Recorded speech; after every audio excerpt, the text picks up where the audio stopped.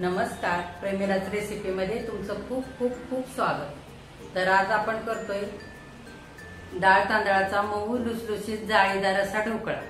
तर तो मुलांच्या डब्यासाठी सुद्धा तुम्ही देऊ शकता, नाश्त्याला सुद्धा तुम्ही असा ढोकळा बनवू शकता।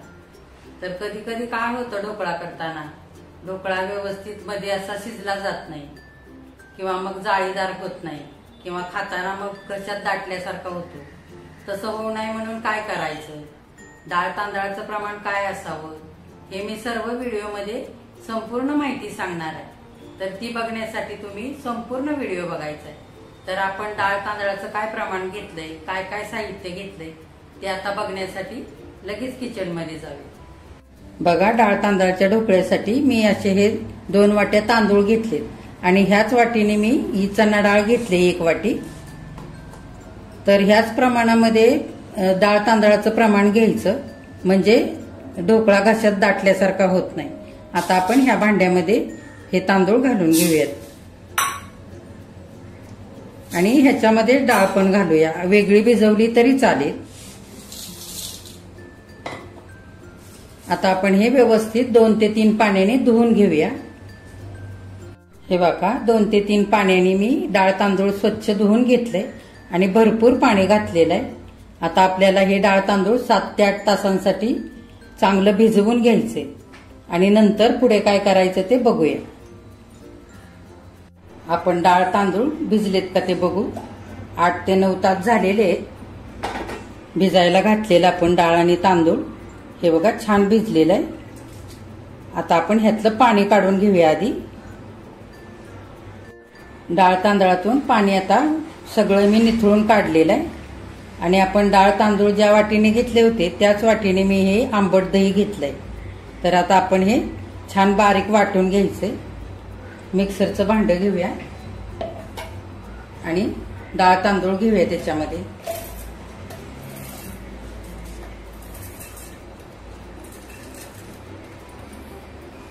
आणि थोडं थोडं दही घालून आपण आता चांगलं वाटून घ्यायचं।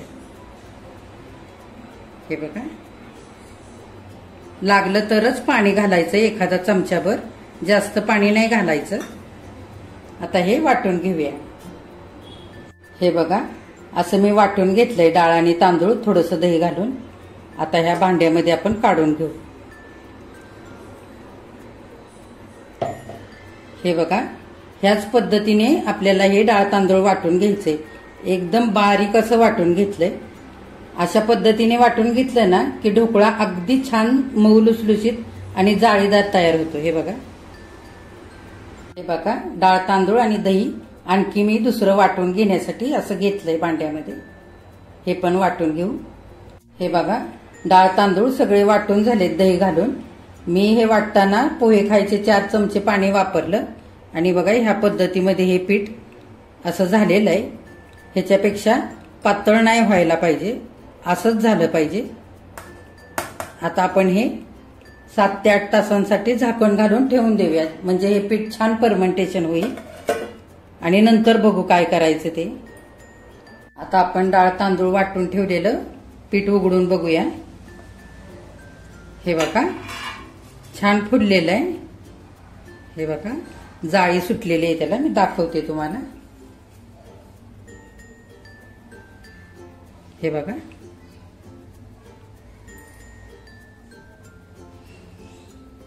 असं झालंय हे पीठ। आता आपण हे चांगलं एकजीव करून घेऊया आधी। चांगलं हलवून घ्यायचं।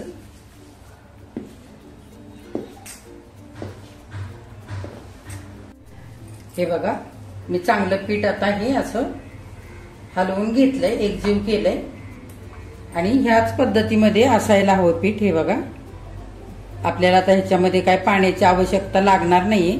जर तुमचं पीठ घट्ट असेल तर एखादा 2 चमचे पाणी घालून चांगलं हे पीठ फेटून घ्यायचं। आता आपण पाणी गरम झालंय का ते बघूया। हे बघा, ढोकळा चांगला फुलून येण्यासाठी आपल्याला आधीच पाणी गरम करण्यासाठी ठेवायचंय। जर तुम्ही ढोकळ्याचं पीठ तयार केलं आणि पाणी गरम नसेल ना तर ढोकळा म्हणावा असा फुलणार नाही, म्हणून मी आधीच हे बघा पाणी गरम करून घेतलेलं आहे। आता आपण ढोकळ्याचं पीठ तयार करूया। आता ह्या पाण्यामध्ये आपण अशी जाळी ठेवून घेऊया जाळी नसेल तर प्लेट तुम्ही अशी उलटी ठेवलीत ना पाण्यामध्ये तरी पण चालेल. हे बघा, ढोकळा करण्यासाठी मी असा कुकरचा डबा घेतलेला आहे. तुम्ही ताट पण घेऊ शकता. असं उंच किनारीचं ताट घ्यायचं. तर आता आपण ह्याला तेल लावून घेऊया. हे बघा, असं सगळ्या भांड्याला व्यवस्थित तेल लावून घ्यायचं सगळ्या बाजूनी, म्हणजे ढोकळा जास्त चिकटत नाही भांड्याला. हे बघा, मी या पिठामध्ये अगदी 1 ते 2 चिमटभर इतकीच हळद घालून घेतले. आता ही चांगली फेटून घेऊया. या पिठामध्ये चांगली हळद एकजीव व्हायला पाहिजे.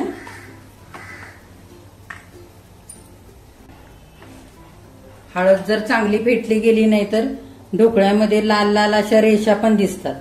म्हणून अगदी व्यवस्थित 1 ते 2 मिनिटं हे पीठ चांगलं फेटून घ्यायचं. आता ह्या पिठामध्ये आपण चवीनुसार मीठ घालूया.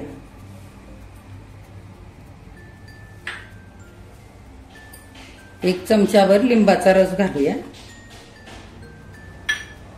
आणि चांगलं फेटून घेऊया. आता 1 पाकिटभर मी इनो घातलेला आहे. हे बघा, इनो जर नसेल घालायचा तर खायचा सोडा घातला तरी पण चालेल. आता आपण अगदी हलक्या हाताने असं फिरवून घेऊया. हे सगळं पीठ आता असं डब्यामध्ये घालून घ्यायचंय.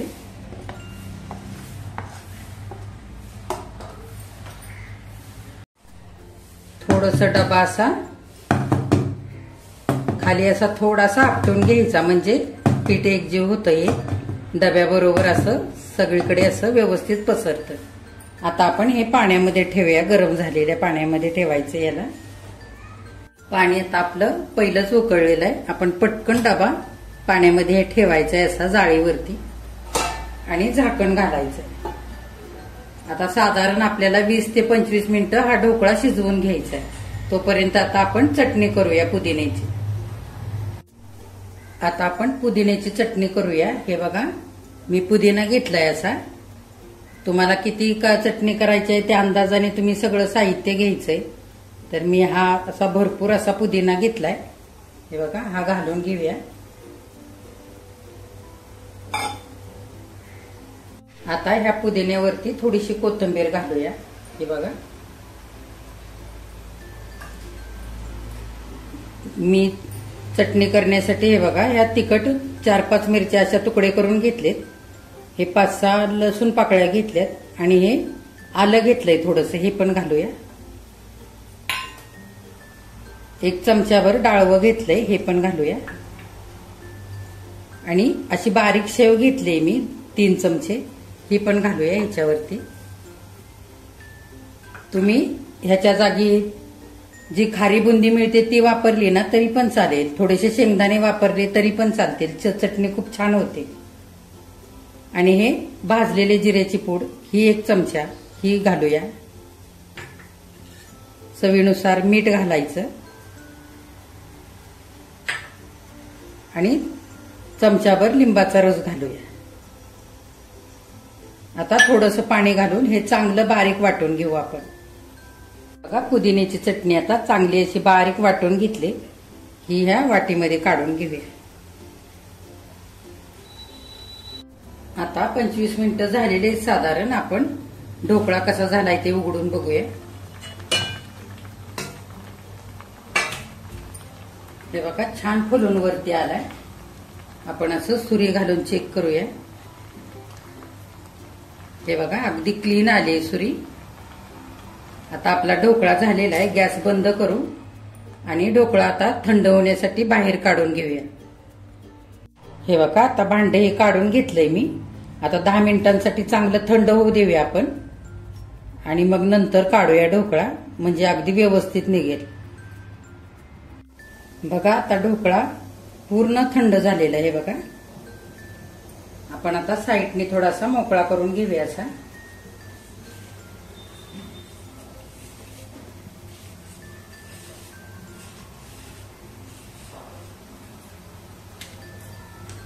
आणि या ताटामध्ये उलटवून घेऊया असं आहे. बघा,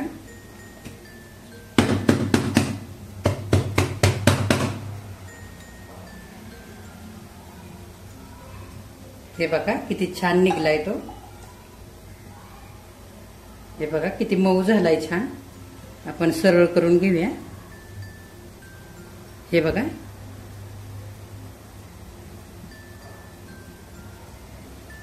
मस्त झालाय, अगदी मऊसूत झालाय.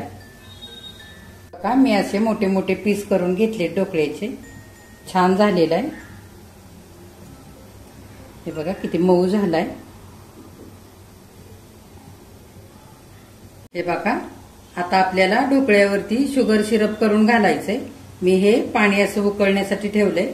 हे 4-5 चमचे पाणी आहे. आता आपण त्याच्यामध्ये साखर घालूया. हे 2 चमचे मी साखर घेतले आणि चमचाभर लिंबाचा रस. तर चांगलं हे विरघळवून घेऊया आणि पाणी चांगलं उकळू देऊया. आता हे पाणी ढोकळ्यावरती घातलं ना की ढोकळा अगदी मऊ लुसलुशीत लागतो आणि खाताना घशामध्ये असा दाटल्यासारखा होत नाही. आता साखर चांगली विरघळली पाण्यामध्ये. गॅस बंद करू आणि हे पाणी गरम असतानाच ढोकळ्यावरती घालायचं. हे पाणी आता आपण घालून घेऊया साखरेचं आणि लिंबू घातलेलं. हे बघा असं सगळीकडून घालून घ्यायचं छान. म्हणजे हे आतपर्यंत असं पाणी सगळं मुरेल या ढोकळ्यामध्ये.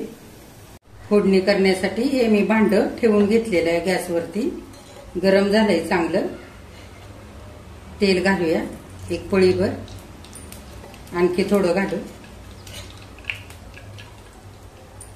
चांगलं गरम होऊ द्यायचं तेल. तेल गरम होतंय. आपण थोडीशी ढोकळ्यावरती कोथिंबीर घालूया.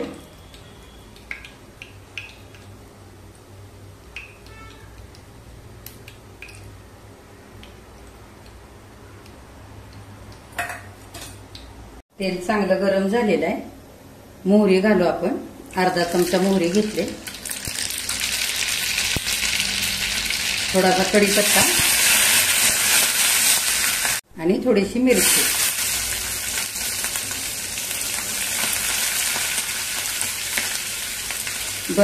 आता ही फोडणी ढोकळ्यावरती घालून घ्यायची.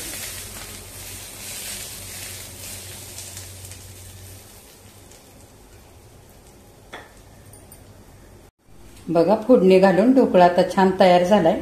आपण डिश मध्ये काढून घेऊया. हे बघा आपला डाळ तांदळाचा ढोकळा आता खाण्यासाठी तयार झालाय. इथे मी पुदिन्याची चटणी पण घेतली. तर तुम्ही असा ढोकळा डब्यासाठी सुद्धा देऊ शकता आणि नाश्त्यासाठी सुद्धा असा ढोकळा तुम्ही बनवू शकता. असा डाळ तांदळाचा ढोकळा तयार करायचा आहे. माझ्या चॅनेलला लाईक, शेअर आणि सबस्क्राईब करायचं आहे.